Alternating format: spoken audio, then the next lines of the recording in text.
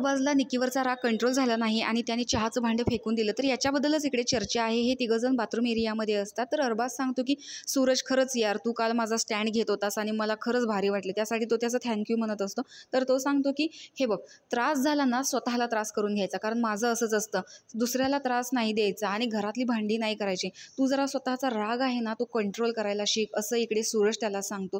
कारण बाकीच्या गोष्टींमुळे ना माझी कॅप्टन्सी पण चालली असं अरबाजचं म्हणणं असतं. तर सूरज सांगतो की हे बघ, काहीही होऊ दे, तिच्याकडे लक्ष नको देऊस. तर जान्हवी म्हणते की काय करू यार, तुझं चाललंय काय, मला काही गोष्टी कालच्या नाहीत पटल्या तुझ्या.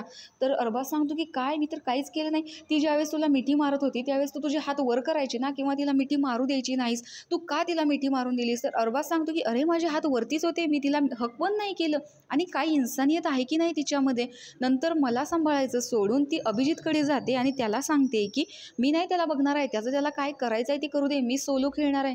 म्हणजे मी एवढं तिच्यासाठी चिडचिड करतोय आणि हिचं काय चाललंय. त्यावर जान्हवी सांगते की जे काल तिला मिठी मारलीस ना त्यावरती मी म्हटलं की जाऊ दे, आता आपल्याला याच्यात पडायचंच नाही, कारण ती नाटकी करते. बघ ना, काल ती म्हणत होती सोडा मला, जायचं आहे भेटायला. अरे तिला चांगलंच माहिती आहे तुला मिठी मारून कसं जाळ्यात घ्यायचं, तुझ्याशी कसं बोलायचं, मग तू कसा पाघळशील.